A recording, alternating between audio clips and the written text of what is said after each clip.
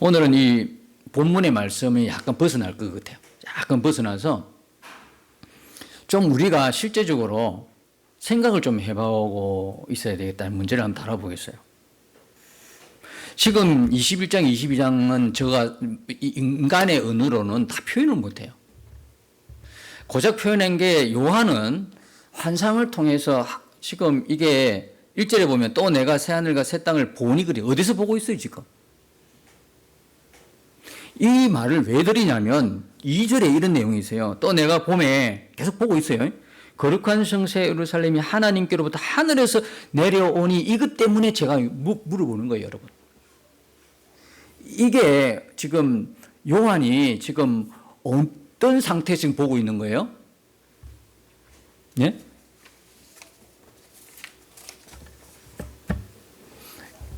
요한은요, 계시록 4장 1절에서부터 성령의 이끌림 받아서 하늘에서 환상을 보고 있어요. 하늘의 환상을 보고 있는 장면이거든요.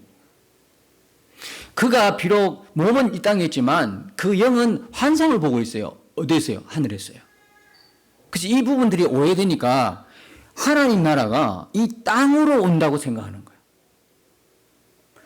예수님이 지상재림해가지고 더 나아가면 어떤 일이 일어나면 이 땅에서 왕노로 산다는 거예요. 이게. 죽은 구약 백성들이 예수님과 함께 이 땅으로 강림해가 이 땅이 그대로 천년 동안 왕노로 한다는 얘기죠. 새하늘과 새 땅하고는 전혀 거리가 먼 거예요. 그런데 이 부분들을 먼저 우리가 이해를 해야 돼요. 이 요한이 지금 하늘에서 이 장면을 보고 있는데요. 인간의 언어로는 표현이 안 되는 거예요, 이게. 표현이 안 되는데 겨우 이제 우리 수준에 맞춰가지고 했던 게 지금 21장, 22장이거든요. 물론 계시록 전체가 우리가 이해하기엔 참 난해한 그런 단어들로 연속이 되어 있지만 특별히 21장, 22장은 앞으로 우리가 가야 할, 그죠? 직접 눈과 눈으로 만날 하나님의 나라 천국이거든요. 이 부분들에 대해서 이게 요한이 한계가 있어요. 사람의 언어로는 한계가 있어요. 표현 못해요. 여러분 여기 보면 21장 그 중간에 보면 보석이 막 나와요. 보석들이 막 나와. 그죠? 금도 나오고 뭐 진주도 나오고 막 보석들이 이름이 쫙 나와요. 어떤 분들은 기가 막히게 보석 해석을 다 하더라고. 근데 계시록은 그게 중요한 게 아니에요. 보석을 해석해봤자 어차피 이 땅의 보석이겠습니까? 이 땅의 보석이 아니라고요. 이 땅의 진주겠어요? 이 땅의 금이겠어요? 우리 표현에 인간이 이해하기 쉽도록 표현했을 뿐이지 새하늘 새 땅에서의 보석은 우리가 알고 있는 그 보석이 아니랍니다. 그게 중요하지 않아요. 이게 보석이. 다만 이 보석들을 통해서 우리가 알아야 될 것은 뭐냐 하면 한 가지예요. 아무리 좋아도 이 세상 그 어떤 것과 비교가 안 되는 영광이다 이 말입니다. 그 보석 자체가요. 근데 이걸 잘못 이제 보니까 와, 천국에는 땅에도 이 보석들이 다 박혔더라. 박혔으면 어떻게 하시려고? 그거 좀 캐가지고 어떻게 장사하려고요? 천국은 거래 장소가 아니에요. 그죠? 이 보석이 있든 없든 이게 자갈밭이든 진흙밭이든 뭔 상관이 있어요, 이게.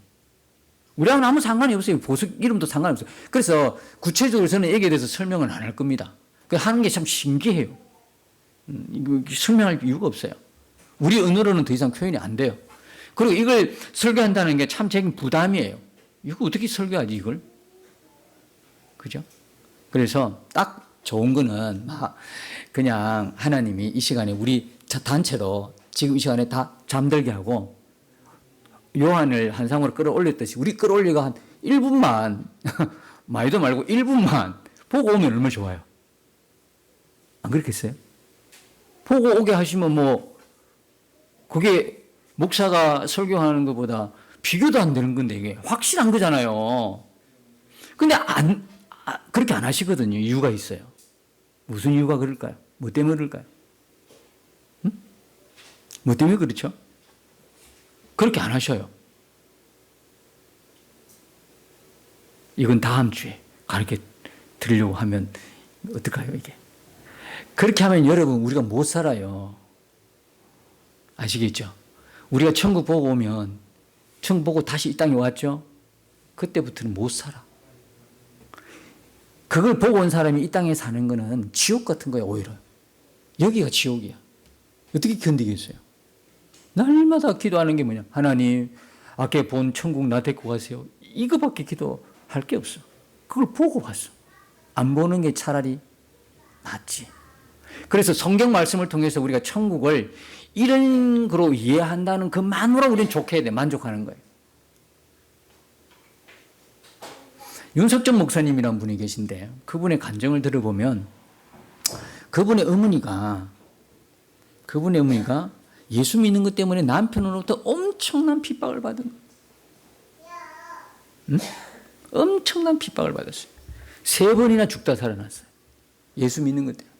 마지막 3번째 어떤 일이 일어났느냐. 목 메어가지고 남편의 그거로 인해서 폭행이나 뭐 이건 뭐 그 기본이고.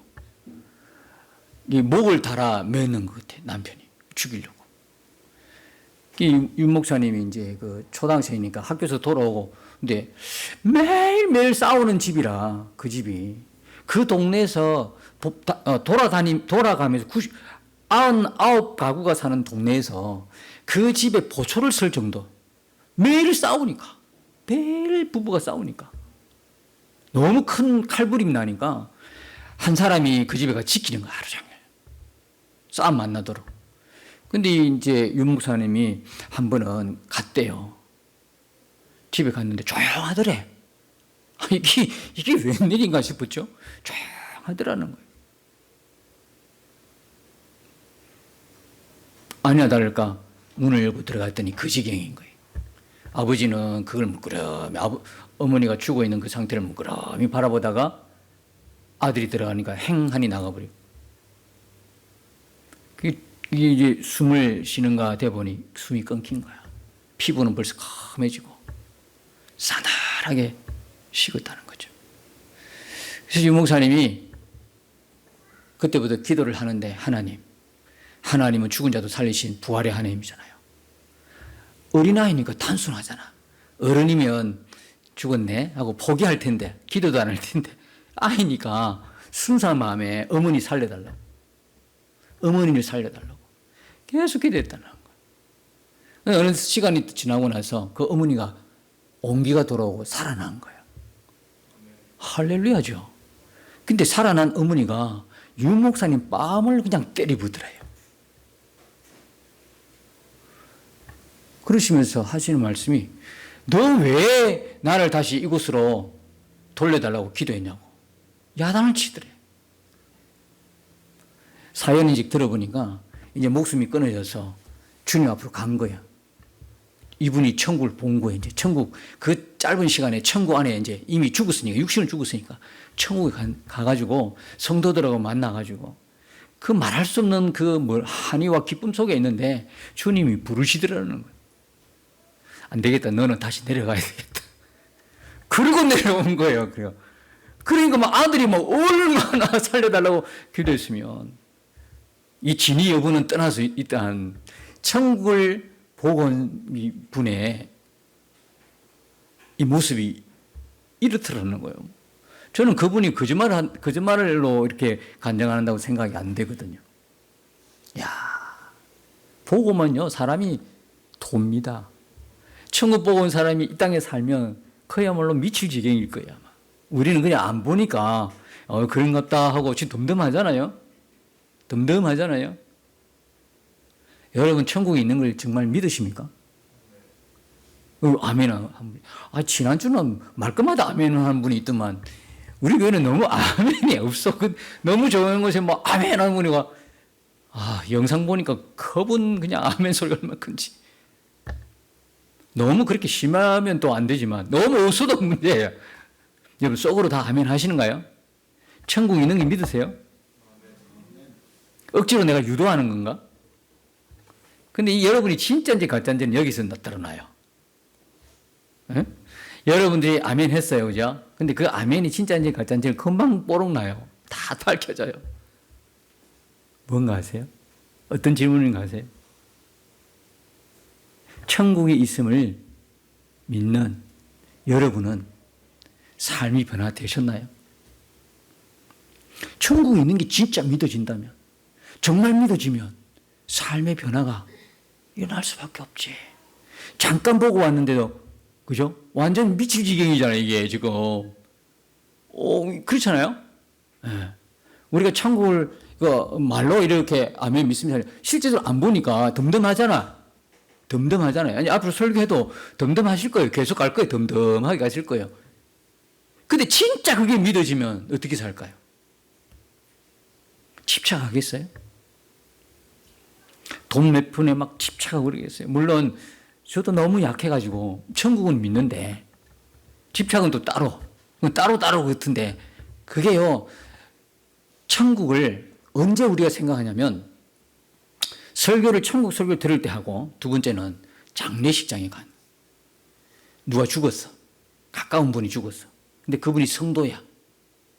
죽었으면 천국 갔겠지 하고 스스로 위로하면서 잠깐 생각하는 거야. 나는 이렇게 살아도 되나? 저분 천국 가셨겠지? 천국 있지? 잠시 생각하다 그럴 끝이야. 또 세상에 그게 휩쓸려가지고 막 살다 보면 가마득히 잊어버려요. 그렇죠? 가마득히 잊어버려요. 그러니까 이게 늘 천국을 소망하고 살면 이게 믿음의 확신이 점점 굳어지고 든든할 텐데, 가끔 생각하는 거예요. 가끔. 그럼 나 천국 백성이라는 거예요. 여러분, 우리가 다 천국 가는 거예요. 하나님이 요한복음 14장에 보면 거처를 마련하고 간다 그랬어요. 거처가 다 마련되면 내가 널 데리고 온다 그랬어요.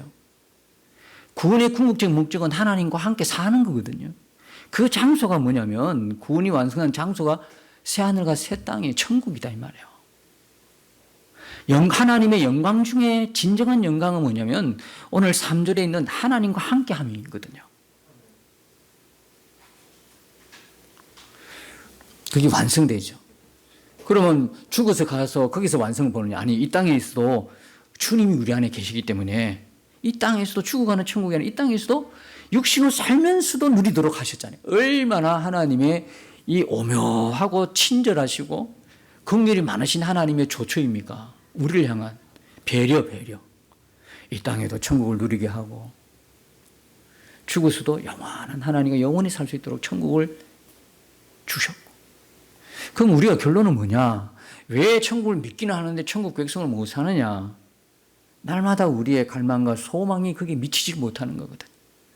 자꾸 보는 건 세상이야. 이 세상 바벨론 속에서 복잡하고 막 그냥 어지럽고 막 그냥 섞여서 그냥 세상과 섞여, 그게 비빔밥이 되어가지고 막 구르다 보니까 한 번 제대로 하루에 하늘을 한번 쳐다볼 수도 없는 여유도 없는 거예요. 그런 사람들에게 하늘 소망에 대한 메시지를 던지면 그때야 잠깐 깨닫겠지만 그 시간 이후로는 어떻게 된다 이 말이에요. 가만히 잊어버린다. 그래서 우리가 늘 품고 살아야 될 건 뭐냐면 내가 하늘 백성이라는 거예요. 여러분, 요한계시록의 목적은요, 마지막 때 주님의 재림 때 일어날 일의 정보를 우리에게 제공하는 것이 아니에요. 그럼 뭘까요? 뭐죠? 우리가 그리스도의 신부라는 거거든요. 우리가 하나님의 백성이라는 거예요. 하나님의 자녀라는 거예요. 천국을 유업으로 받은 하나님의 사람들이라는 걸 이야기해 주려고 하는 것이지, 말세에 일어날 정보를 우리에게 제공하지 않는다는 이야기예요. 그렇죠? 자꾸 무슨 신비하게 계시록을 갖다가 마지막 말세에 일어날 징조 이런 쪽 자꾸 몰아가 버리면 진정한 하나님의 의도를 모른다고요.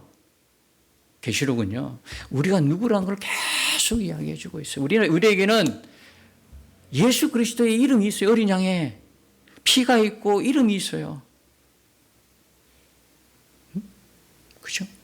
그 이름이 우리에게 있다 이 말이에요.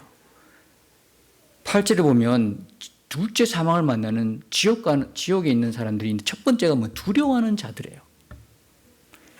이 두려워하는 자의 무서움이 많다고 하는 윤리 도덕적인 차원에서 이야기하는 게 아니에요.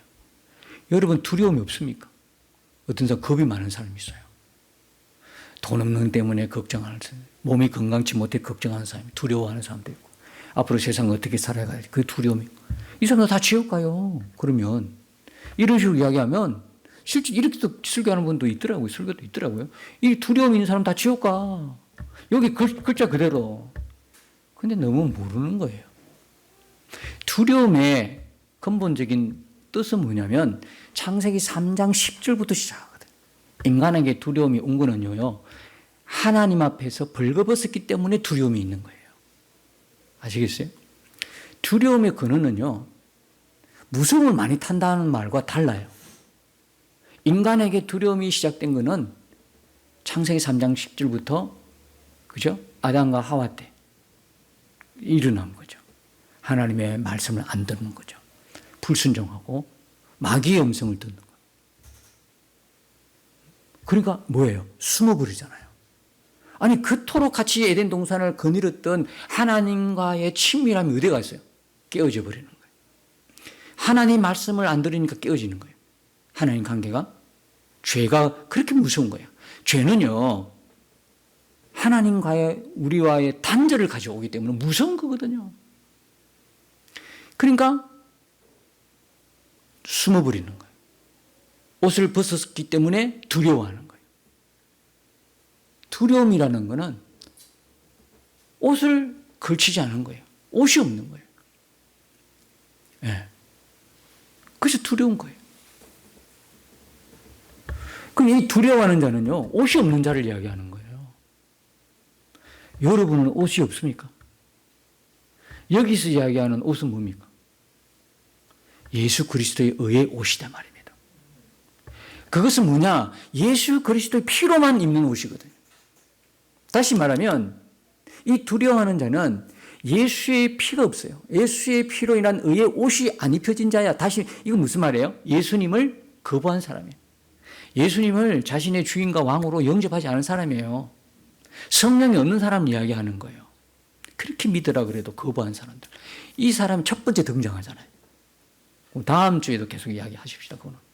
자, 제가 오늘 말씀드리고자 하는 내용은 그리고 약간 좀 방향을 틀어서 우리의 이제 실제적인 삶에 돌아가서 적용을 하는 부분에 있어서 한번 제가 말씀드리고 싶은 거는 우리가 누구냐 하는 부분들에 대해서 명확하시라는 거예요.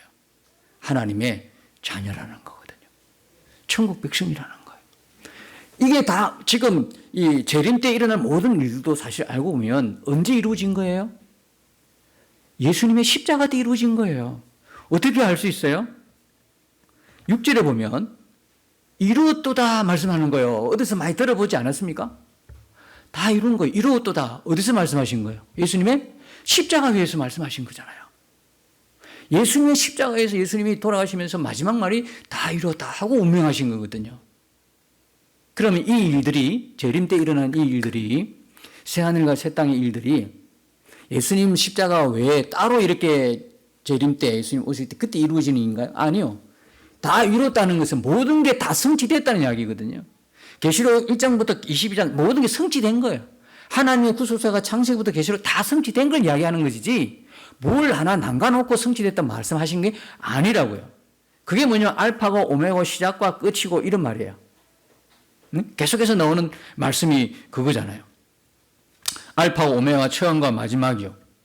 시작과 끝이요. 다 이뤘단 말은 그 말씀이에요. 그래서 이 이야기는 뭐냐면 새하늘과 새 땅마저도 십자가에서 다 이루어진 거예요. 다시 말하면 묵시적으로 영적으로 다 이루어진 일인데 역사 속에서 우리가 여기 육신의 몸을 입고 있는 이 속에서는 아직 안 이룬 것처럼 보일 뿐이지 묵시적으로는 다 이루어진 거예요. 이미 이루어진 거예요. 모든 게 다 이루어진 거예요. 십자가에서 다 이루어진 상태인데 이제는 뭡니까? 점점점 역사 속에서 나타날 뿐이죠. 그러니까 십자가에서 사단이 멸망했음에도 불구하고 묵시적으로 이루어졌는데 우리가 육신으로 머물고 있는 역사 속에서는 아직 안 이루어진 것처럼 보여. 그렇지만 우리는 뭐 어떻게 믿어야 돼요? 이미 십자가에서 사단은 멸망했다. 그렇게 우리가 믿음으로 고백하는 거죠. 그러니까 성도들에게도 멸망했음에도 역사 속에서는 계속 고난이 있고 핍박이 있고 우리를 뭡니까? 미혹하고 이런 역사가 나타날 수밖에 없는 구조이죠. 이게 영적인 것과 육적인 사이의 갈등이다 이 말입니다. 이미 이루어졌는데 아직 완성이 안 된 것처럼 보일 뿐이지 묵시적으로는 이루어졌음을 우리가 믿음으로 고백하는 거예요. 그래서 말씀드리는 거는 우리가 누구라는 것을 명확하게 하셔야 돼. 천국을 보시면서. 우리는 하나님의 백성, 자녀다. 자녀에게는요, 보통 세상 사람들도 권세가의 자녀들, 그 다음에 또 부자들의 자녀들, 유명한 사람의 자녀들 이러면요, 뭐 아버지 찬스, 어머니 찬스, 부모 찬스 막 쓰는데 그들이 함부로 살지 않습니다. 그냥 대충 살지 않아요. 그들의 삶의 모든 패턴이 보통 사람과 다 달라요. 맞지요? 수준 자체가 달라요. 하물며 이 땅에서도 그런데 하나님의 자녀인 우리의 삶의 수준은 어떨까요? 이 땅에 그들보다도 수준이 떨어져야 될까요? 그래서요, 요거도 먹어요. 그래서 소금과 빛이 지금 다 그냥 땅에 떨어져서 밟히고 그런 상황이 빛은 발하지 못하고 꺼져가고 이런 상황이 발생한단 말이에요. 최소한 그들 수준보다는 하나님의 자녀의 수준은 윤리 도덕적이나 어떤 삶의 모든 가치관이나 모든 면에서 그들보다는 최소한 뛰어나야 된다는 거예요. 오죽했으면 서기관의 의보다도 너희가 더 뛰어나야 된다 그러잖아요. 서기관 의도 못 따라가 우리는요. 안 그래요? 바리새인이나 서기관이나 그때 예수님 시대에 성경 해박한 자들이고 신앙생활 잘하고 뭐 하나님 잘 믿고 이런 사람들의 의보다도 우리가 훨씬 나아야 된다고 예수 말씀하셨는데 우리로서는 지금 세상에 살아가는 이 사람들보다도 못 따라가는 수준인데 지금 그걸 어떻게 따라가요? 우리로서는 죽었다 깨도 못 따라가죠. 그런데 따라가는 방법이 하나 있어요. 예수님과 동행이잖아요. 예수님이 살아계시잖아요. 예수님의 의와 그들의 의가 비교가 안 되잖아요. 이게 안 되잖아요. 우리가 그리스도 예수 안에 있으면 그게 돌파가 돼요. 우리가 그리스도 예수 안에 예수님과 함께 있으면 바리새인 서기관의 의 비교도 안 돼요. 내가 그럼에도 불구하고 내가 어떻게 해서 의를 하는 게 아니라 나는 못해도 예수님의 그 의로 우리가 덮임을 받았기 때문에 나의 모든 행위와 행동은요 결국 누구를 나타내냐면 예수님을 나타내고 증거하게 된다 이 말이에요. 그분이 우리에게 그렇게 해주기 때문에 그들의 의와는 비교가 안 되는 거죠. 우리가 이 땅에 살 동안 하나님의 자녀로서 선행을 하고 착한 마음과 착한 행실로 하나님의 영광을 돌려드려야 될 자예요. 근데 수준이 너무 떨어지면 안 돼요. 수준이 떨어진 삶을 포기하세요. 이제는 우리는 하나님, 우리 아버지가 하나님이세요. 하나님 자녀답게 살아야 되는 거거든요. 그 어떻게 노력해서 되는 문제 아니에요, 그거는. 그러나 마음에 그걸 항상 품어야 돼요. 그리고 예수님을 늘 의식하며 살아야 되는 거거든요. 예수님 바라봐야 되는 거예요. 예수님과 동행하면 그게 점점 그렇게 되어지게 되죠. 내 안에 그분이 역사거든요. 그게 뭐냐면 하나님 우리를 선하게 창조하셨고 선한 의도를 갖고 계시는데 그분의 선한 뜻을 그분이 이루어 가시는 과정 속에 있거든요. 그게 된다 이 말이에요. 그래서요. 어떤 분이 그랬어요. 새벽 기도를 갔는데 조용하더라는 거예요. 새벽에 다 조용해. 새벽 기도 이제 설교 마치고 기도 아유 사람이 있나 없나 기도하나 모를 정도로 너무 조용하더라는 거예요. 자기는 원래 통성 기도하는 스타일이라 부르짖는 기도 스타일이라 그 조용한 곳에서 딱 그냥 주여하고 그냥 부르짖고 기도하더라고요. 누가 와서 옆을 탁탁 치더래요. 좀 조용히 기도하라고. 근데 그 뒤가 문제예요. 그분이 와서 제게 그런 말씀을 했어요. 그 교회는 영적으로 죽은 교회 같다. 제가 말은 안 했지만 속으로는요. 당신이 잘못되었다. 기도라는 건 여러 종류가 있는 거 여러분 아시잖아요. 부르짖는 기도도 있고 묵상 기도도 있고 그죠? 찬양으로 기도하는 것도 있고 여러 가지가 있어요. 우리가 하나님 자녀로서의 품격이 뭡니까? 어떤 상황에도 처할 수 있는 상황이잖아요. 부함도 배고픔도 그게 바울이 내가 그리스도 예수 안에서 모든 것을 할 수 있는 이런 뜻이잖아요. 불구하는도 가능케 합니다. 모든 것을 할 수 있습니다. 이게 아니고 어떤 처지도 이 사람 처지에도 저 사람 처지에도 어떤 환경 속에도 내가 함께 공유할 수 있는 그런 사람이 됐다는 거거든요. 부르짖는 기도에서는 같이 부르짖을 수 있고, 묵상하는 데는 같이 묵상할 수 있고, 방언하는 데는 같이 방언도 하고, 방언 안 하는 데는 방언 안 하고, 언제든 어떤 상황이든 환경과 상황이 문제가 아니더라는 거예요. 그 사람은 항상 그리스도 예수 안에 그분을 주목해 보니까, 그분 안에 있으니까. 누가 잘못인 거예요? 아니, 부르짖는 것만 아는 그가 잘못됐지. 어느 교회 갔어. 여러분이 앞으로 뭐 그럴 기회가 있으면 조용히 기도하면 조용히 기도하세요. 묵상으로 기도하면 되지. 안 그래요? 굳이 그냥 기도한다고 그렇게 해요? 그러면요, 어떤 위험에 빠지면 마태복음 6장에는 외식하는 자에 빠질 수 위험이 있어요. 외식자의 기도가 뭡니까? 모든 사람이 자기를 보도록 크게 외쳐 서서 기도했다는 거예요. 주님 뭐라고 그래요? 엄밀한 중에 보시는 주님 앞에 기도하라는 거예요. 엄밀한 중에. 골방에 들어가라 그러잖아요. 골방이 뭡니까? 기도방, 여러분 집집마다 기도방을 만들어라는 말이 아니요. 골방은 우리 마음에 있잖아요. 주님과 만나는 그 골방. 어떤 환경이든 처할 수 있는 거야. 왜 굳이 그냥 남 들으라고 내가 기도하는 사람이 표시 낼 필요가 없잖아요. 오히려 불리하지. 그러면 주님이 보는 눈이 그게 아니니까. 조용히 기도하는 데는 조용히 기도하세요. 묵상으로 기도해도 얼마든지 돼요. 여러분 오히려요, 앉자마자 막 그냥 막 부르짖고 방언하고 이거 조심하세요. 방언 통경 됩니까? 방언 통경 자체도 참 위험스러운 거예요. 그 사람의 삶의 모든 부분들을 보지 않고는 분별이 어려웠거든요. 조금 마음으로 이렇게 영으로 마음으로 기도하라는 것은 뭐냐면, 뭐 부르짖든 묵상하든 그 주님과의 어떤 교제가 일어나고 있는 순간이거든요. 그러면 내가 충분히 내 영이 인지를 할 수 있어야 돼. 내 마음이 그걸 인지를 할 수 있어야 돼. 무슨 기도를 했는지 나 모르면 삶이 바뀔 시간이 없어요. 나도 내 마음으로 영으로 인지를 해야 돼. 아, 내가 뭐가 잘못됐다. 여러분 회개할 때 방언으로 회개합니까? 물론 뭐 그렇다면 할 말이 없겠지만, 그러면 내가 뭘 회개하는지 몰라. 내가 방언을 하면서도 무슨 기도를 하고 있는지 여러분 모르잖아요. 이러면 삶이 안 바뀌어요. 또박또박 내가 인지할 만큼 기도하세요. 그리고 기도가 깊어지면요, 방언이 절로 나와요. 억지로가 아니고 저절로 터져요. 아시겠죠? 그래서 앉자마자 방언하는 걸 극히 조심하세요. 조용한 곳에 가서는 조용히 기도할 줄 알고, 이 교회원이가 방언 안 하면 방언 안 하면서도 기도할 줄 알고, 어느 현 상황에 처해 있어요. 그래서요, 가끔 교회 지난주처럼 그런 분이 한 분씩 들어오시면 여러분들이 가만히 있지 말고 절제를 시키세요. 왜 가만히 있으세요? 예? 예배 방해되잖아요.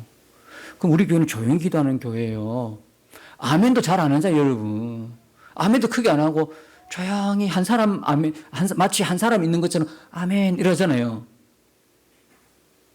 그게 설교할 때마다 아멘 해버리면 우자잖아요, 그죠? 그 절제를 시킬 줄 알아야 돼. 여러분 다 훈련 받으시고 양육도 받고 훈련을 받으셨잖아요. 그럼 집사님들이 가서 조용히, 왜 조용히 해야 돼요? 다른 사람이 방해가 안 되도록 해야지. 예배가 방해가 되지 않도록 해야지. 안 그래요? 그걸 그냥 가만히 보고 있어요? 그죠?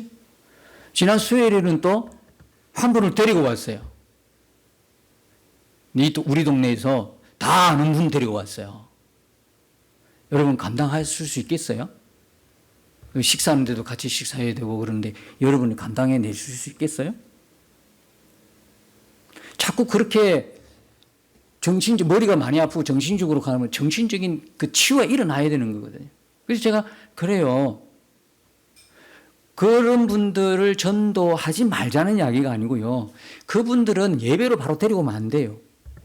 진짜 그 영혼이 불쌍하고 국률이 영해서 그분을 전도할 것 같으면 그분을 데리고 따로 개인적으로 치유하셔야 돼요.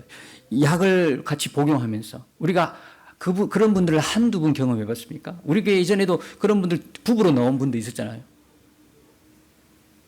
근데 그분들이 이게 안 받아들여요. 못 받아들여요. 복음이 들리지가 않아. 변화가 없죠. 그냥 이 어지럽히고 그냥 그런 분란 속에 있다 그냥 마음대로 하거든요. 그러니까 여러분들이 그 영혼 귀하죠. 그 영혼도 하나님의 택한 백성일 수도 있고 구원받아야 되죠. 그렇다 그러면 여러분들이 여러분 처소에서 정신약을 먹고 있는지 물어보기도 하고, 그리고 지극정성으로 양육시키고 돌봐주셔야 돼. 깨끗하게 또 주일날 모시고 올 것 같으면, 어떤 교회에 모을 것 같으면 하세요. 깨끗하게 모욕도 시켜드리고. 제가 예전에 그 이야기 했잖아요. 제가 주일학교 교사할 때 아이가 이게 갑옷이 돼 있더라고요. 때가 안 밀어가지고 온 피부가 갑옷이 돼 있어요. 갑옷은요, 한두 번 목욕탕 가서 벗기지는 게 아니에요. 한 달 내내 퇴근해가 와서 그 아이 목욕탕에 같이 목욕하면서 벗겨내. 겨우 한 달째 벗기 나니까 겨우 이게 살인가 드문드문 살색이 보이더라고요. 그 정도였어요. 여러분들이 그럴 것 같으면 여러분들이 그분을 목욕도 시키고 깨끗하게 해서 주일에 이렇게 모시고 오면 얼마나 좋아요. 갑자기 그냥 존재가 데려와 버리면요, 진짜 어떤 분에게는 굉장히 어려운 순간일 수 있어요. 그분도 귀하지만 함께 신앙생활은 여러분도 귀하잖아요. 여러분의 마음도 상하면 안 되잖아. 다치면 안 되잖아. 그래서 앞으로는 그런 분이 오시면 집사님들이 절제를 시켜주실 줄 알아야 돼. 절제시키고 바른 게 무언가를 여러분이 가르쳐 주셔야 되는 거거든요. 사랑하는 성도 여러분, 오늘 말씀이 약간 서두에 미리 예고를 해드렸지만 적용이 돼야 돼요. 교회에서 막 방언기도 하고 크게 부르짖고 믿음이 좋은 것처럼, 아니요. 진짜 내가 누구라는 것을 인식하세요. 그 인식이 한 주간에 내가 어떤 사람으로 살아가는지를 결정하는 거거든요. 잊지 마세요. 여러분들은 어떤 환경 속에 처해도 하나님이 예수님의 피로 구원한 하나님의 백성, 하나님의 자녀, 천국의 주인공이에요. 그 백성답게 이 한 주간도 여러분들의 선행과 착한 마음으로 하나님 앞에 영광 돌리시고 기쁨이 되는 복된 삶을 살아가시기를 예수님의 이름으로 축복합니다. 주와 함께 싸워 승리하리라. 날마다 믿음으로 나 살아가리. 날마다 믿음으로 나 살아가리.